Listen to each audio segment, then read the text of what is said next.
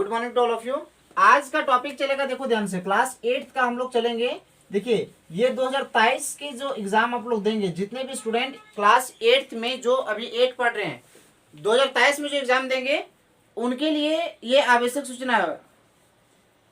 क्या आवश्यक सूचना है? सबसे पहला टॉपिक क्या है, ध्यान से देखोगे इसको। सबसे पहला टॉपिक, तो टॉपिक क्या कहता है, हम लोग जितने भी बच्चे 2023 के एग्जाम में अपियर होंगे, मौजूद होंगे, जो जो एग्जाम दीजिएगा, उसके लिए मोस्ट इंपोर्टेंट क्वेश्चन है। मैं इस तरह से प्रतिदिन आप लोग को मॉडल सेट इस तरह करवाते जाऊंगा। ये मॉडल सेट तुम्हारा है, लेकिन मॉडल सेट जो अभी तक आया नहीं है, लेकिन मॉडल सेट आपका जो आने वाला है वो इसी पर आधारित होगा, इसी तरह आधारित होगा, एकदम हूबहू। जो बच्चे अभी अगर जितना भी प्रतिदिन वीडियो अपलोड करेंगे, जो बच्चे प्रतिदिन क्लास अगर अटेंड कर लीजिएगा बढ़िया तरीका से, वो समझिएगा कि टोटल जितना भी क्वेश्चन रहेगा उसमें से आप 90% पूरा कंप्लीट कर लोगे। क्वेश्चन को पूरा 90% आप सिर्फ मेहनत करके पढ़ो, बाकी आपका रिजल्ट एकदम 100% है कि आप फर्स्ट डिवीजन से पास करोगे। एकदम बढ़िया से पढ़िए, ध्यान से देखिए। पहला क्वेश्चन क्या बोलता है, क्लास 8 में 2023 बोर्ड के लिए एग्जाम 8 क्लास के लिए इंपॉर्टेंट है। ध्यान से, साइंस चल रहे हैं बाबू। कोशिका की खोज किसने किया था? तो रॉबर्ट हुक ने किया था। मैं साइड से भी क्वेश्चन लिखवा दिया हूं कि कोशिका की खोज रॉबर्ट हुक तो किए थे, लेकिन 1665 ईस्वी को भी किए थे। एग्जाम में पूछ सकता है कि कोशिका की खोज कब की गई थी, तो 1665 ईस्वी को। कौन किए थे? रॉबर्ट हुक किए थे। कौन सी मुलायम धातु है, ऐसा कौन सा एक ऐसा धातु है जिसको आसानी से आप चाकू से काट सकते हो? तो वो बोलेंगे सोडियम। और सोडियम का अनुसूत्र होता है, वो होता है बड़ा एन और छोटा ए। खत्म कहानी। आगे देखिए, अलेक्जेंडर फ्लेमिंग ने 1928 ईस्वी को किस पहले प्रतिजीवी का खोज किया था? तो पेनिसिलिन। एग्जाम में ऐसे पूछा जाएगा कि बताइए सबसे पहला प्रतिजीवी कौन खोजा गया था? तो बोलेंगे आप लोग पेनिसिलिन। क्या बोलेंगे? पेनिसिलिन। आगे देखिएगा, अब कब खोजा गया था? तो 1928 ईस्वी को। कौन खोजे थे? तो अलेक्जेंडर फ्लेमिंग खोजे थे।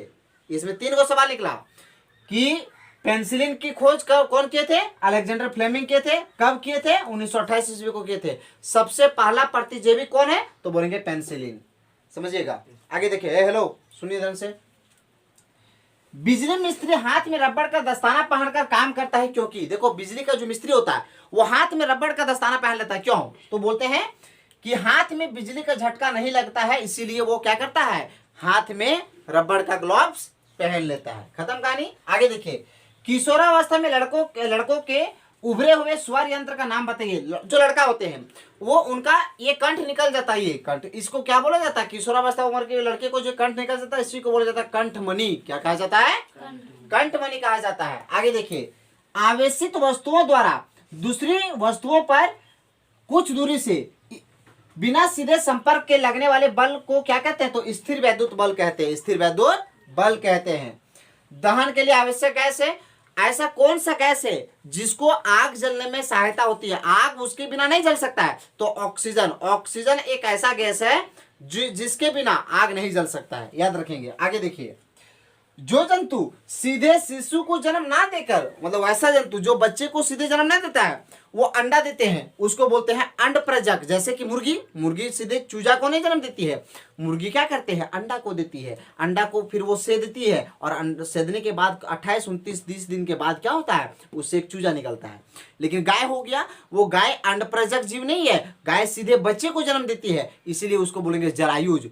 जो सीधे अपने जैसे जीव को जन्म देते हैं उसको बोलते हैं जरायुज, और जो अंडा देते हैं उसको बोलते हैं अंडप्रजक। ये सब बात याद रखेंगे। आगे देखिए, आंखों से दिव्यांग व्यक्ति के लिए कौन सी लिपि लोकप्रिय है? मतलब जो व्यक्ति आंख से देख नहीं पाता है, उसको पढ़ाने के लिए, वो तो अनपढ़ व्यक्ति नहीं रहते हैं, उनको भी पढ़ाया जाता है, लेकिन कौन सी लिपि का प्रयोग करके पढ़ाया जाता है? उस लिपि का नाम है ब्रेल लिपि।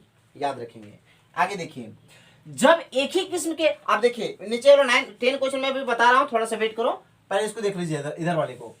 पृथ्वी की प्राकृतिक उपग्रह कौन है? मतलब हमारा पृथ्वी जो है, हमारा जो पृथ्वी है, अर्थ है, हम लोग जिस ग्रह में रहते हैं, पृथ्वी को ही नीला ग्रह कहा जाता है बाबू। याद रखेंगे, पृथ्वी को क्या कहा जाता है? नीला ग्रह। क्या कहा जाता है? नीला ग्रह। याद रखेंगे।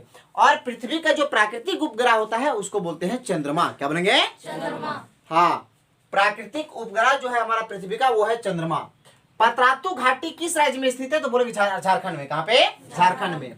वर्तमान दैनिक जीवन में आज के समय में बाबू लकड़ी की जगह पर कौन सी ऐसी वस्तु का प्रयोग ज्यादा मात्रा में हो रहा है? प्लास्टिक। देखो कुर्सी पहले बनता था लकड़ी वाला, लेकिन अभी देखो प्लास्टिक का कुर्सी बन गया। तुम जो टूल में बैठता है बाबू, पहले पीढ़ा बनता था, और पीढ़ा होता था कौन सी का जानती हो, लकड़ी का बना होता था। लेकिन अब वो देखो पीढ़ा के जगह पर क्या आ गया, प्लास्टिक का बैठने वाला टूल आ गया, छोटा सा टूल, खत्म कहानी। आगे देखो, तो वर्तमान दैनिक जीवन में लकड़ी की जगह पर हम किस चीज का उपयोग ज्यादा कर रहे हैं, तो प्लास्टिक का उपयोग ज्यादा कर रहे हैं। ध्वनि कंपन की प्रति सेकंड संख्या आवर्ती का ऐसे मात्रा क्या, आवर्ती का मात्रा क्या, तो बोलते हैं हर्ट्ज। क्या बोलते हैं, हर्ट्ज। इसको हर्ट्ज कहा जाता है, हर्ट्ज, हर्ट्ज, हर्ट्ज इसको पढ़ते हैं। और इसका संकेत जो होता है वो HZ होता है। क्या होता है, HZ।